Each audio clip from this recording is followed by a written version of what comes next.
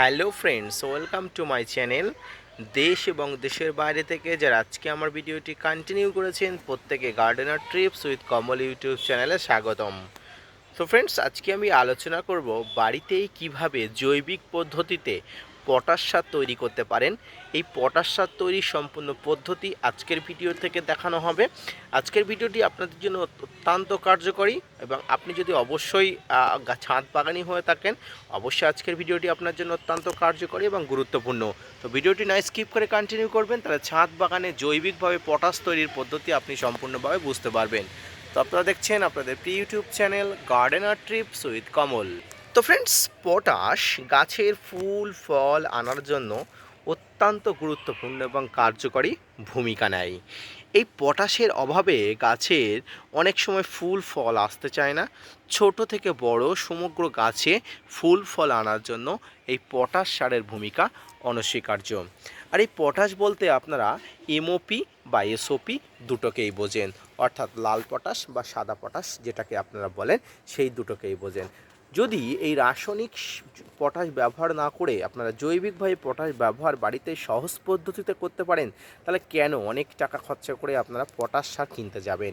তো আসুন আপনাদের আজকের ভিডিও থেকে বলে দেবো কেমন করে জৈবিকভাবে আপনারা পটাশ সার তৈরি করতে পারবেন। ফ্রেন্ডস, এখানে যেটি দেখতে পাচ্ছেন সেটি অবশ্যই আপনারা চেনেন, সেটি হচ্ছে আলু বা পটেটো, যেটি আপনাদের রান্নার কাজে সর্বভাবে সমস্ত তরকারিতে ব্যবহার করা হয়। আর এই আলুর খোসা থেকে আপনারা পটাশ সার খুব ভালোভাবে তৈরি করতে পারেন। কেন ফ্রেন্ডস? এই আলুর খোসাতে প্রচুর পরিমাণ iron, antioxidant, fibre, carbohydrate, vitamin A সহ প্রচুর পরিমাণ পটাশিয়াম থাকে। তো এই সমস্ত কিছু দিয়ে জৈবিকভাবে প্রচুর পরিমাণ পটাশ সার তৈরি করা যেতে পারে। প্রথমে এই আলুর খোসাটাকে ছোট ছোট করে কেটে নিতে হবে এবং এর সঙ্গে আরেকটি জিনিস নিতে হবে, সেটি হচ্ছে কলার খোসা। ফ্রেন্ডস, এই কলার খোসার মধ্যে vitamin A, B, C, zinc, iron এবং পটাশিয়াম থাকে।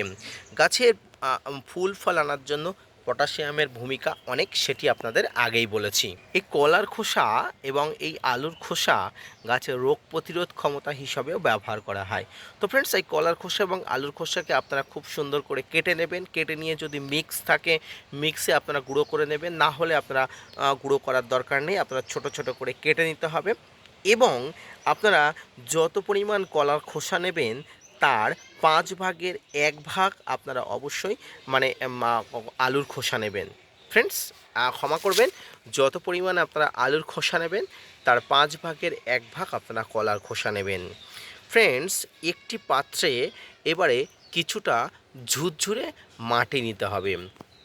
এবারে যে পাত্রটি নিলেন সেই পাত্রে কিছু মাটির স্তর তৈরি করতে হবে। ফ্রেন্ডস, প্রথমে একটি মাটির স্তর তৈরি করবেন, এরপরে ওই স্তরের উপরে কলা এবং আলুর খোসা ভালো করে ছড়িয়ে দেবেন। এরপরে আবার একটি মাটির আস্তরণ দেবেন, তারপরে কিছুটা জল দিয়ে দেবেন। এইভাবে 2 থেকে 3টা স্তর তৈরি করবেন, করে কলার খোসা এবং আলুর খোসা স্তরভাবে সাজিয়ে দেবেন এবং ওই যে পাত্রটিকে একটি পলিথিন দিয়ে ঢেকে দেবেন। প্রায় 7 দিন পরে আপনাকে এই কলার খোসা এবং আলুর খোসা এবং মাটি মিশ্রিত যে সামগ্রিক পদার্থটিকে খুলতে হবে। ফ্রেন্ডস, এটিতে প্রচুর পরিমাণ পটাশ সারের উপকারিতা হয়ে গেল।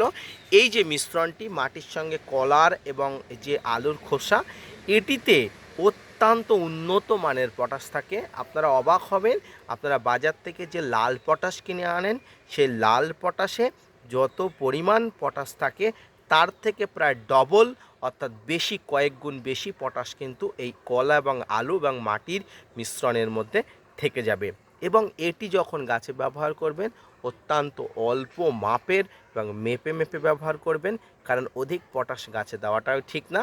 যদিও জৈবিক, তার সত্ত্বেও আপনাকে অত্যন্ত মেপে মেপে ব্যবহার করতে হবে এবং এটি খুব সকালে এবং বিকালে ব্যবহার করলে ভালো হয়। ফ্রেন্ডস, আলু এবং কলার খোসা থেকে জৈবিক পদ্ধতিতে যে পটাশ তৈরির পদ্ধতি যদি আপনার ভালো লেগে থাকে, অবশ্যই একটি লাইক, কমেন্ট, শেয়ার এবং সাবস্ক্রাইব করবেন। এই আলু থেকে যে পটাশের চাহিদা পূরণ হবে, যেটি আপনারা বাজার থেকে কিনে এমওপি বলুন বা এসওপি বলুন সেখান থেকে পূরণ করতে পারবেন না। তো পটাশের তৈরির পদ্ধতি কেমন লাগলো এবং পটাশ সারের যে ব্যবহৃত বা সম্পূর্ণ তথ্যটি আপনার যদি ভালো লেগে থাকে অবশ্যই চ্যানেলটা সাবস্ক্রাইব করে চ্যানেলের পাশে থাকবেন। আপনার জন্য প্রতিনিয়ত ভিডিও বানানো হয়। আপনারা যদি মোটিভেট করেন ভিডিও বানাতে আগ্রহী হয় এবং নতুন নতুন ভিডিও বানাতে উৎসাহী হয়। ফ্রেন্ডস, গাছে যখন এই সময় ফুল আসে, ফল হয়, এই সময় পটাশের চাহিদা খুব প্রচুর পরিমাণ থাকে। আর এই সময় যদি আপনারা জৈবিকভাবে এই পটাশ দিতে পারেন তাহলে গাছে ক্ষতি হওয়ার পরিমাণ অনেক কম হয়। তাই আপনারা যদি জৈবিক পদ্ধতিতে পটাশ ব্যবহার করতে পারেন আপনাদের গাছের স্বাস্থ্যের পাশাপাশি আপনাদের সমস্ত গাছ ভালো থাকবে, ফুল ফল সমস্ত কিছু সুস্থ সবল থাকবে। তো আজকের ভিডিওটি এই পর্যন্ত, দেখা হচ্ছে পরবর্তী কোনো ভিডিও নিয়ে। ততক্ষণ সঙ্গে থাকবেন, ধন্যবাদ।